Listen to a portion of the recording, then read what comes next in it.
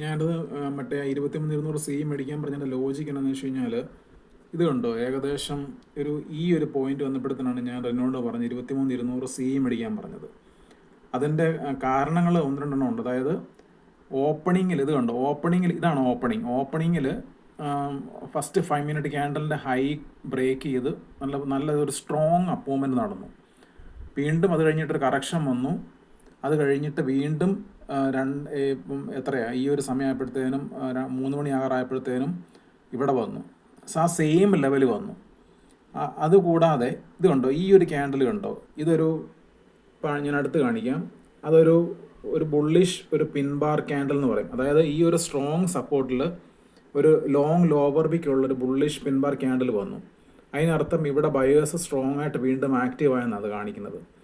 അപ്പം അത് കഴിഞ്ഞിട്ട് പിന്നീട് വീണ്ടും ഒന്നുകൂടെ താഴോട്ട് വന്നു. അതായത് ഇവിടെ വീണ്ടും ഒത്തിരി ബയേഴ്സ് ഇവിടെ എപ്പോഴും ശ്രദ്ധിച്ചോണം, ഇങ്ങനെ ഒരു ലോവർ വിക്കുകൾ ഇങ്ങനെ വരുമ്പോഴത്തേനും ചാടിക്കറി അന്നേരെ ഇവിടെ കയറി മേടിക്കരുത്.